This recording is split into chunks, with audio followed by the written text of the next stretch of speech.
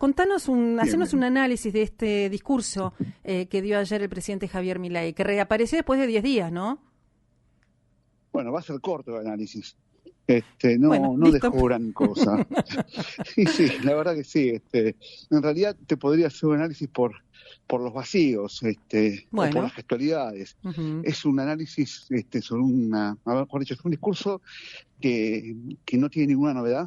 El remanido uso del concepto de libertad que está perdiendo brillo en la palabra del presidente. Me parece que no en ningún detalle nuevo. Es raro que un presidente que empieza a encaminarse hacia su reelección no esté buscando alguna novedad en su discurso. Sigue con impronta una polarización con los enemigos internos. A mí me parece que la gestualidad más importante que dejó el discurso ayer fue la foto donde paró a su lado a Martín Menem, que no tenía ni protocolarmente ni por su cargo necesidad de estar ahí. Uh-huh. De hecho, el dato está Martín Menem parado al lado, como empieza a trascender en algunos corrillos de la política una posible fórmula presidencial para el 27, y Patricia Bullrich, que es la figura fuerte de la Libertad Avanza por fuera del presidente, tapada atrás. Me parece que eso fue lo más importante, pues esas coreografías que suele manejar el poder y que en este caso son responsabilidad de Karina Milei, traen un poco el mapa político. Pero el discurso, insisto, fue un discurso muy, muy, muy austero en novedades, leído con poca efusividad, con poca carnalidad. Me parece que el presidente todavía no encuentra el tono para encarar su reelección.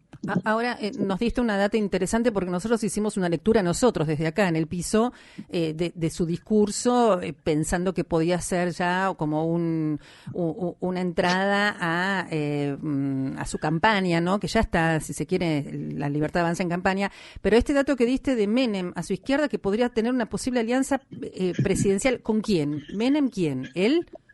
No, la fórmula de él, o sea, la fórmula sería Milei-Menem, sí, es una fórmula, a ver, sería la primera vez que aparecieron juntos como si fueran una boleta presidencial. Ajá. Y en un acto que, insisto, lo protocolar hace que no esté el jefe, el presidente de la Cámara Baja en ese lugar. Mira. Ahí tendría que estar la vicepresidenta, si no es jefe de gabinete. Claro. La fusión a Menem. Está y bien. lo mismo, esconder a Patricia Bullrich atrás. A ver, está claro que sí, comparto con ustedes que la aparición del presidente en este contexto, después de 10 días de silencio, en unas semanas donde se empieza a poner en tela de juicio la capacidad que tiene el oficialismo de dar expectativa de reelección, podría leerse como la apertura de una campaña, de una larga campaña hacia el año que viene. Lo que yo te marco es, a mi juicio, y escuchando al presidente cotidianamente, no tuvo una sola novedad. Claro. Pablo, ¿cómo te va? Horacio te saluda. ¿Crees que este discurso lavado al cual haces referencia del presidente Milei del día de ayer también tiene que ver, o pensás, mejor dicho, que la palabra del presidente y de la Libertad Avanza, no solamente en la voz del propio presidente, ha perdido peso? ¿Ha perdido poder político? Mirá, a ver, el poder político del presidente, viéndolo ya en una retrospectiva larga, era su novedad. Su novedad y su capacidad de poner en tensión al sistema político preestablecido a él. O sea, era un presidente que quebraba un orden post-2001 de peronismo-antiperonismo muy claramente marcado, y el presidente, con ese discurso de la casta y la motosierra, le pegaba tanto al Estado como al sistema político. Eso no está más, no tiene más novedad, y el presidente casi que ni siquiera lo puede evidenciar en su discurso, porque no lo contrasta con la realidad.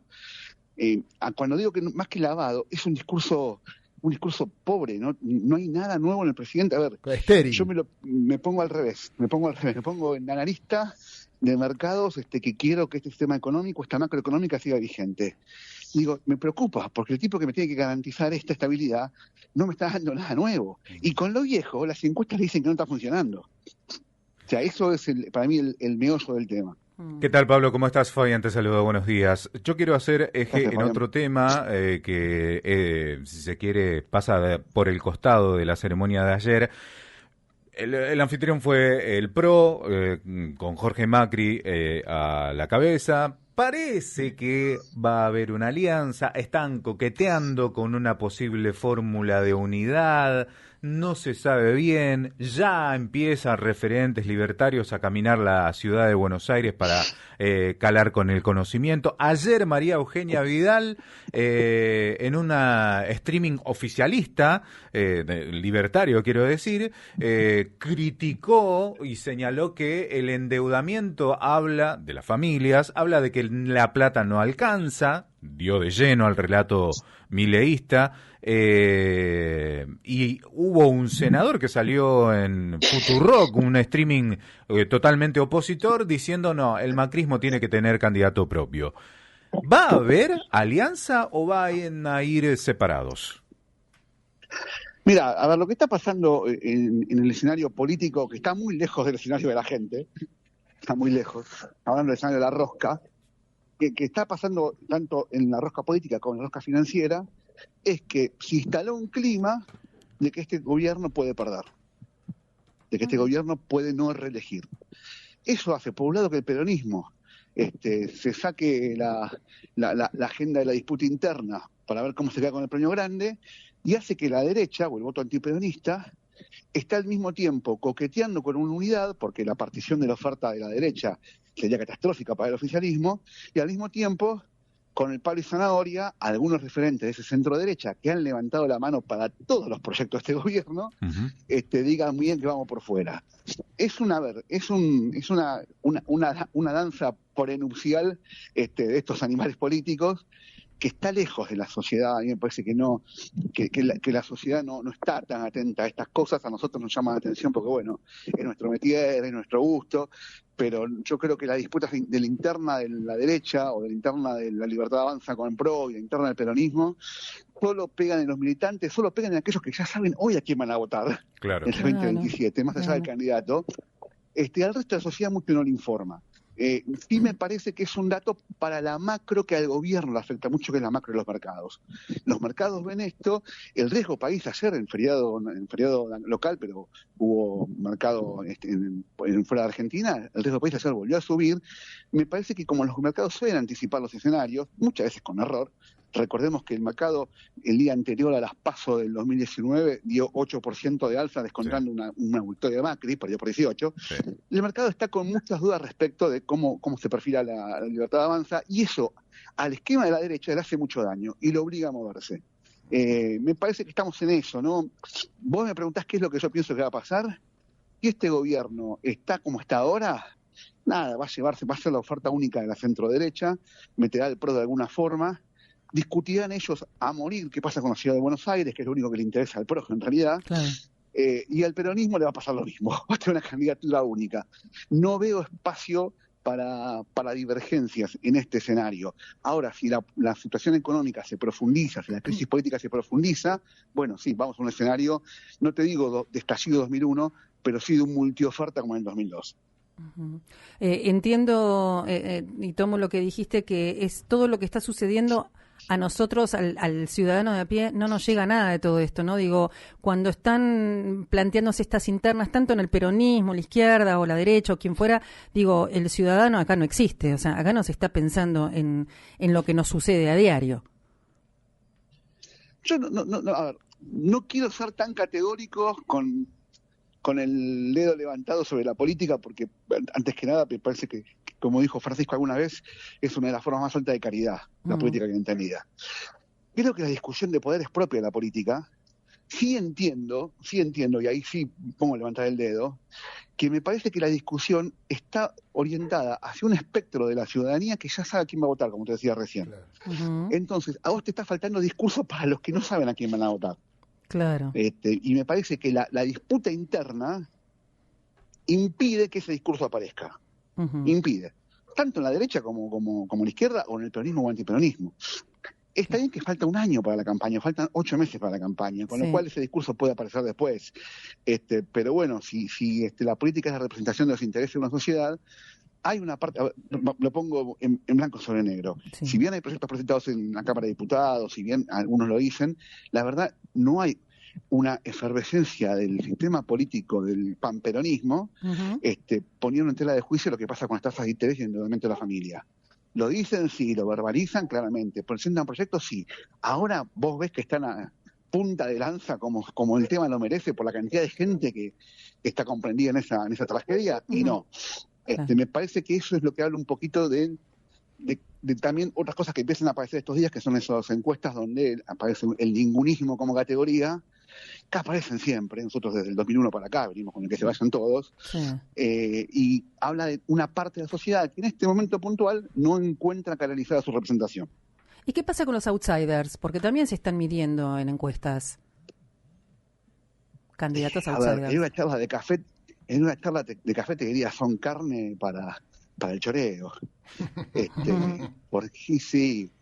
A ver, yo de todos modos creo que no es lo mismo Goebbels, el pastor Goebbels, que Daniel Haddad. A mí me parece que uno es más choreable que otro. Pero no. A ver, hay una cosa que pasa, que es la tentación de encontrar en las encuestas que hay un tercio de la sociedad que no se siente representada por ni la extrema izquierda ni la extrema derecha, por llamarlo de una manera muy simplista. Sí. Pero la verdad es que cuando vos ves los resultados electorales, esa gente de algún lado se inclina. O sea, a mí, ¿sabes qué me preocuparía? Sí. Si empezara a ver de manera muy clara, no en las encuestas, sino en el termómetro social, una militancia de la abstención. Ajá. Si empezara a ver eso, yo te diría, acá pasa algo feo, raro. La militancia del voto bronca de 2000. El kilómetro 501 del fin del siglo pasado. Sí, claro. Sí. Para los que somos viejos. O el voto clemente. Eso me preocuparía porque, primero, la elección se va a hacer igual y probablemente esa elección termine siendo dominada por las intensidades, con lo cual cualquier resultado va a dejar una parte de la gente afuera. Yo eso no lo veo. Sí veo que está la insatisfacción política, fruto de la insatisfacción con la realidad que vivimos el 85% de los argentinos. Pero históricamente eso aparece siempre y a la hora de los bifes la gente va y vota. Claro. Perdón, yo no creo que eso, que eso sea campo fértil para un outsider. De hecho, cuando vos ves, creo que ya lo hablamos con ustedes, o eso es lo que yo repito siempre porque ya aburro a los 4 que me escuchan. Milei no fue un outsider de la política. Milei fue un outsider del antiperonismo.